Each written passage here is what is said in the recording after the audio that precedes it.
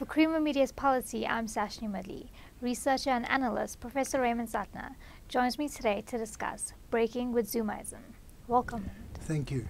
Now, firstly, can you tell us what is Zumaism?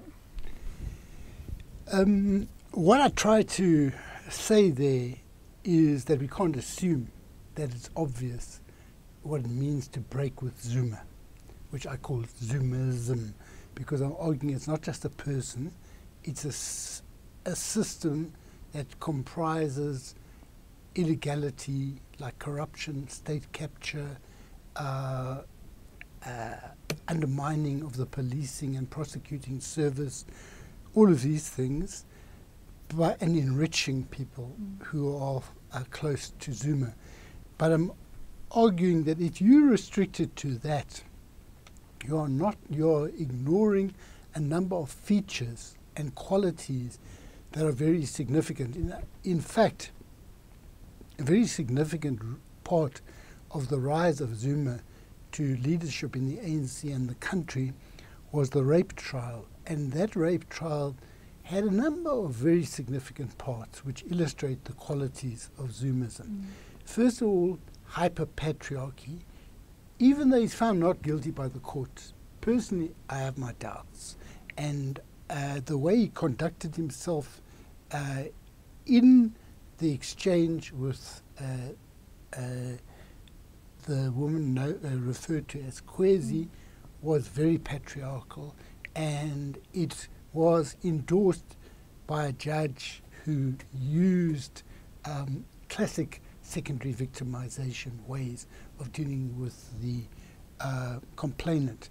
But Zuma's way of defending himself was to resort to culture, a so-called Zulu culture, and he claimed that if a woman does this, that, and the other, if I don't engage in sex with her, she will accuse me of rape. Now, this is presented as Zulu culture. And one of the features of Zuma's period is his his own interpretation of culture. It's extremely reactionary, probably not accurate even historically, but at the very least, what it tries to do is treat culture as meaning one thing and not subject to debate, to close debate on it. And unfortunately, in the rape trial, the Kuzwaya and Sikele la Kuzwaya Kwezi was dependent on how the prosecution conducted the case, and they didn't contest him on culture. Now, maybe the prosecutor was not competent on that, in which case she should have got some specialist advice. So culture is one of the features. Essentialist, relying on claims of something being tradition. The other is a cultural, so one is culture, one is the first one I mentioned is sexist, hyper-patriarchal. But another feature is militarism. Every day, the way the court case was conducted was like a military attack on the complainant. And Zuma would go out of court every day and he would sing Mshini Wam, meaning bring me my machine gun. And the gun is a phallic symbol. The exploding of bullets can be read as simulating ejaculation.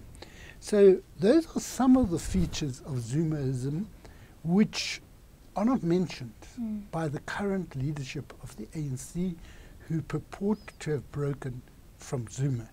Now, some of them are doing very, very good work in cleaning up state-owned enterprises, but that is not completing the identification of the problems and eradication of the problems, and very few of them have ever said there was anything wrong with Zuma on these issues that I've mentioned, which are some of the features of Zumaism. And how does the Ramaphosa leadership address traditional leadership, an issue which relates to the Zuma legacy? Well, you know, if a community wants to owe allegiance to a traditional leader, I believe they should have that right, and it's protected in the Constitution, subject to the conduct of traditional leaders being in conformity with the democratic rights of the Constitution. The traditional leaders are not meant to be an alternative to democratically elected local government. They're not meant to be an alternative to access to the conventional courts.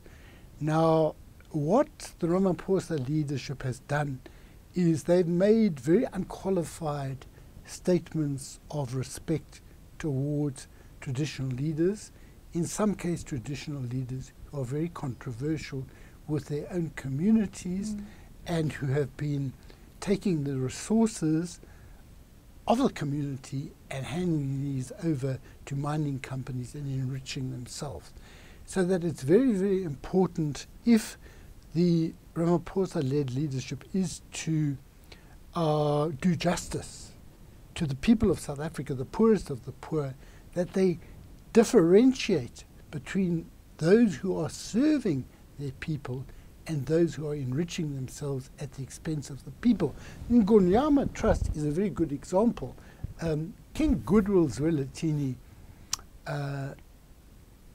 is, I think he's the chair of the Ngonyama Trust, and the deal was made just before 1994 April, and a lot of the land previously held in the KwaZulu Bantustan, but even other lands that never fell under the Bantustan, have fallen under the Ngonyama Trust. Now, though in many of these cases people owned the land or had access to the land for free, now they are demanding rents from them and things like this. And there's a lot of abuse there, a lot of money that's being raised from the poorest of the poor. Now, when Goodwill threatened a government and ANC, Cyril Ramaphosa ran there as fast as he could. He says he didn't go on his knees, but he did go on his knees once to show the king his book of famous cattle. Now, that's not a good defense in my view, because you are showing the king that he and you have a commonality in conspicuous consumption, at the same time as he's got his foot, the king's got his foot on the head of the people. So the ANC needs to be much more sensitive to this, not just Cyril Ramaphosa, all of them. There's this idea, you know, that kings and chiefs bring votes to the ANC. I would be very interested to know how many votes they actually bring. That's not a justification, even if it were true, but I would be very interested, because a lot of these chiefs have not got a good record. And with the new president at the helm, we haven't actually moved away from Zumaism. No, I think we have, in the sense that you've got the Zondo Commission, you've got the Nugent Commission, you've got the Azarbam Commission, you've got the cleaning up of SOEs, a lot of boards have been changed. So that's what I said, is it's very, very important that the thing that's in the public eye is very well known, the corruption and state capture has been tackled, but that's not all that Zumaism is. So I do believe we must give credit for this. It's very important that they don't delay with the appointment of an NPA head. But I saw yesterday that under Sean Abrams, it wasn't just that it was captured, but they depleted resources. They don't have enough money to conduct their functions. People doubt that the NPA is capable of bringing prosecution of those from the VBS saga, because they messed everything up. In your column, you refer to populism. Can you just speak to us a bit about that? You see, I drew a distinction between the popular and populism. Populism is the use of slogans that meet people's needs without having a program to actually remedy them. But because people are unhappy with something, it resonates. Popular, in my view, is using slogans that do appeal to the oppressed people, but you have a program to realize it.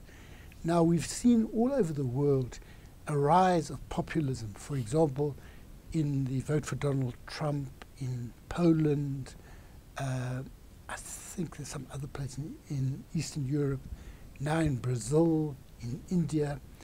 But there's a distinction which is important to bear in mind. In Brazil and India, you have a situation where liberation movements, in the case of India, and Popular Workers' Party in Brazil were very famous at one point and loved by the people. And when they were perceived as betraying what they promised, it created an opening for populism of the extreme right, not just Trump, but fascism. In Brazil, this man, Bolsonaro, who's got 46% of the vote before the runoff, and Modi in India, they are not just right-wing, authoritarian, populist, but they draw on fascist ideas.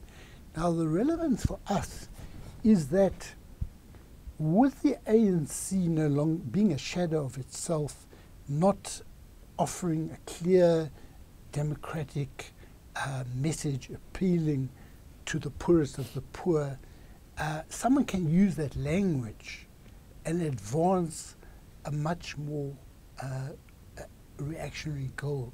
So we've got to be aware that even South Africa is not immune from authoritarian populism, but also an authoritarian populism that could even take a fascist, semi-fascist form. So that's what I'm learning from looking at a wave that's going on in the world. It's not the only wave. There's also counter tendencies like Corbyn in the UK, Bernie Sanders, Me Too, Black Lives Matter. So it's not uncontested, but we've got to find a way of advancing democratic, popular ideas. Thanks for speaking to us, Professor. Thank you. That was Professor Raymond Suttner speaking to Creamer Media's Polity about breaking with Zumaism.